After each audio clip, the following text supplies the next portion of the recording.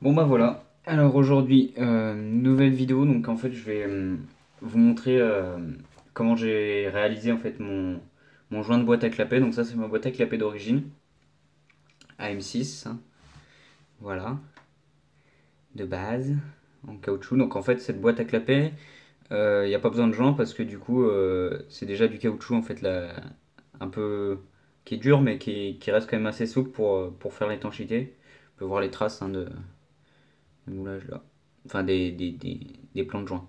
Donc en fait, du coup, comme j'ai changé ma boîte à clapet pour une Malossi VL6, l'avantage de ce joint, donc, c'est qu'il coûte quasi rien, parce que je dis que on a besoin juste d'une feuille de papier buvard.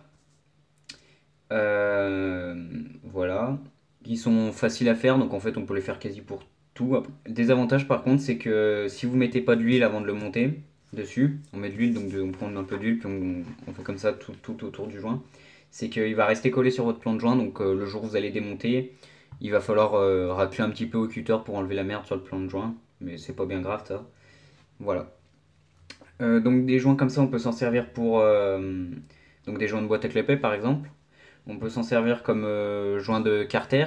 Donc du coup, j'ai récupéré ma boîte à clapet d'origine, je la place sur un bord. Ce que j'ai fait, c'est pour éviter de gaspiller du papier, puis pas s'emmerder à découper à certains endroits. Donc là, vous allez prendre un critérium. Donc avec le critérium, vous allez faire les contours. Je vais le faire en même temps, je vais en faire qu'une. Hein. Moi, j'en ai fait. Vous en faites deux, hein, donc il y en a besoin de deux pour votre boîte à clapet normalement. Moi, j'en ai mis deux. Après, vous faites comme vous voulez. Ensuite, pour les ronds, c'est pour ça l'important du critérium, enfin, c'est pour ça que le critérium c'est bien. Vous prenez une grande mine, vous passez à l'intérieur, bien à l'extérieur des ronds. Voilà, j'ai cassé la mine. Passez bien à l'extérieur des ronds sans casser votre mine, c'est moins chiant. Voilà.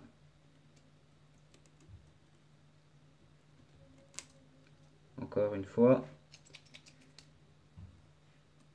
Voilà. Alors une fois que ça c'est fait, vous pourrez retirer votre boîte à clapet. Vous avez un patron.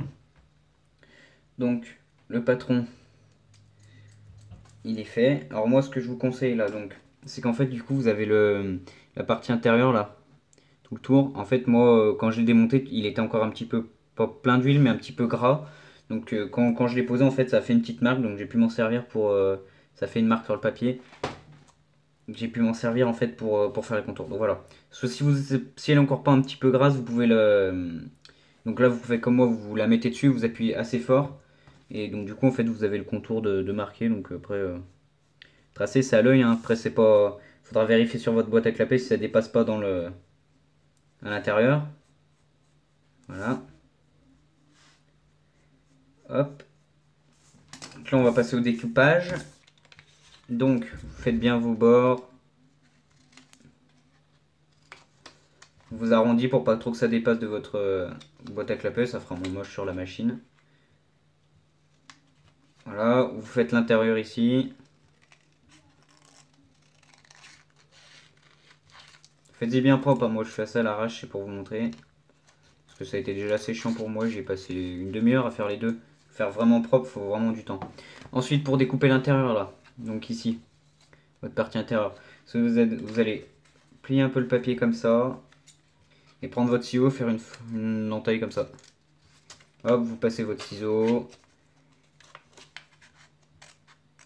Vous allez découper l'intérieur.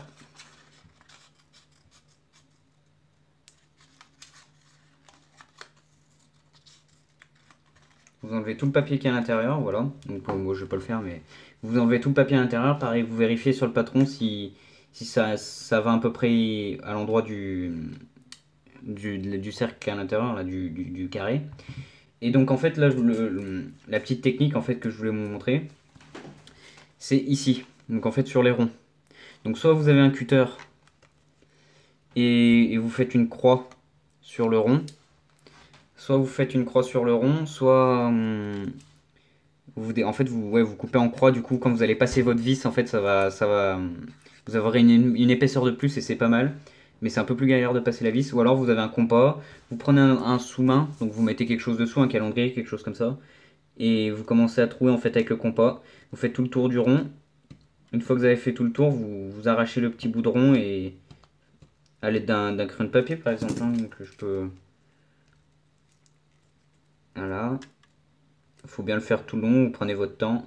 Pour ceux qui douteraient de cette technique, ça fait 5, ouais, 4 mois que c'est comme ça sur la mienne.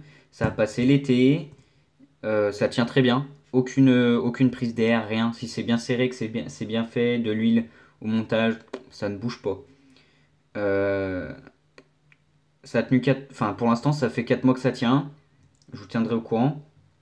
Et pas besoin de remplacer, rien. Et donc 4 mois et 3000 km. Donc ça bouge vraiment pas. Aucun souci à se faire. Voilà. Donc c'est fini pour ce petit tuto. Je vous laisse. Il y aura d'autres vidéos en fait qui vont venir car d'autres vidéos de ce genre-là donc dans la chambre parce que je suis donc là on a la GoPro qui va partir en expédition parce que je la vends à un pote parce que moi je voudrais changer la mienne.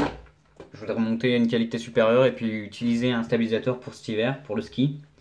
Donc je suis dans l'obligation de changer de GoPro. En plus celle-là, je commence un peu à en avoir marre. Donc voilà. Sur ce, je vous laisse et à la prochaine.